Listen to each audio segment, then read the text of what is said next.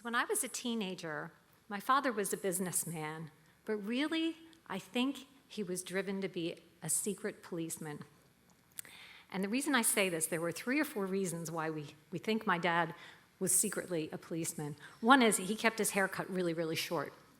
He got a cut every Friday, quote, whether he needed it or not, in a crew cut.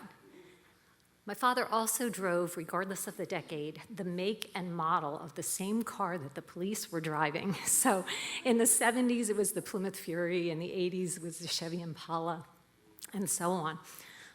Always a boxy 4-door sedan. And my dad was an early adopter of the CB radio. Some of you know what that is. For those of you who don't, it was like the precursor to the cell phone. And the police mostly used it to communicate with their dispatchers, but truckers used it, ordinary citizens could use it. My dad had one, and it included this enormous antenna that went on the car that looked like the police car. So people would see him driving around with a short haircut and the CB radio, and they were sure he was a cop, and I think he loved that. And then the 4th thing was my dad loved his Bearcat scanner. Now this was a radio that he kept in the family room, and it picked up all of the dispatches and transmissions that the first responders made. So my father was kind of nosy, and he would know where there was a fire, where there was a burglary, where there were teenage kids drinking and doing things they shouldn't be doing. And my dad's idea of heaven on earth was to sit in his recliner on a Friday night, turn on his Bearcat scanner, and eat a bowl of ice cream. Now, meanwhile, I had a reputation as a goody two-shoes. And to explain this to you, let me just summarize it by saying I never got into any trouble. I never drank. I never smoked. I didn't violate curfew. My idea of heaven on earth for the weekend was performing with the marching band and going to church youth group and babysitting the neighbors' kids, and on a big, hot weekend playing canasta with my grandmother. So one Friday night, my friend Laura called, and she said, do you want to go out to the roller rink? Now, we were both in the marching band, which translates to we didn't ever have a date. You know, this was in the days when the marching band uniform included this hat that looked like the guards at Buckingham Palace, this big furry thing, you know, kind of like the Grand Poobah's hat in the Flintstones with the water buffalo. So, you know, girls with big furry hats don't go on dates. So, we were newly minted drivers with our new licenses. We asked my dad, could we borrow his car and go to the roller rink? And, you know, he gave the typical father lecture about buckling up and making good choices and yada, yada, yada. And then he handed us the keys. We start driving up to the roller rink in my dad's car that looks like a police car. And halfway between our house in Glenside and the roller rink in Jamison was the Willow Grove Naval Air Station. And anybody familiar with it might know that there's a parking lot there. And during the daytime, you can go in this parking lot, you can watch the jets take off and land. But at nighttime, somebody knows, at nighttime, it becomes a parking lot where the teenagers go to make out, you know, a bit of a lover's lane. So, you know, this is where the cheerleaders and the baton twirlers and anybody named Natalie went.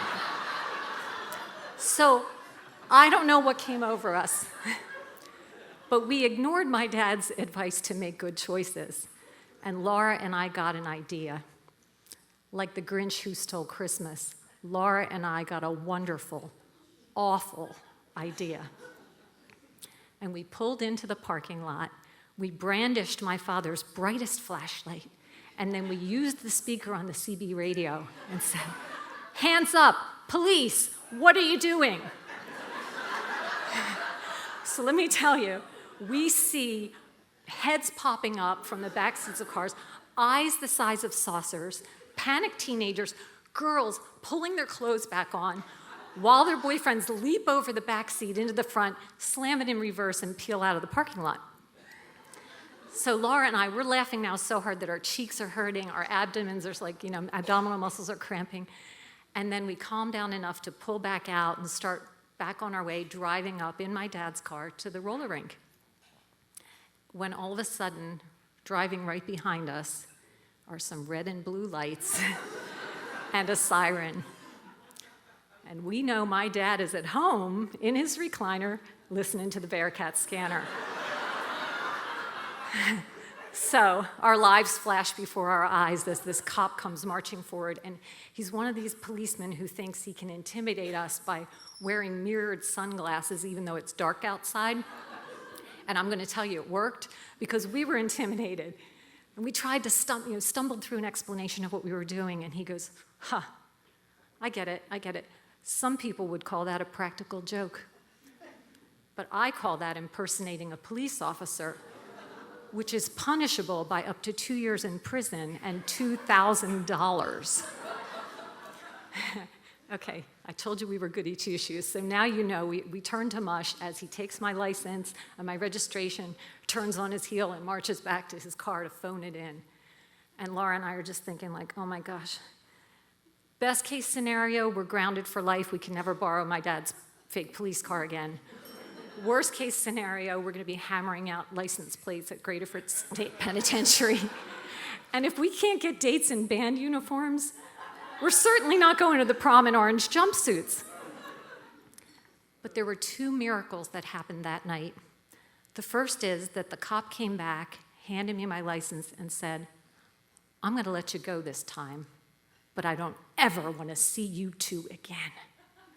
Well, Laura and I were so nervous that we abandoned the idea of roller skating. We turned around, we went home to face the music.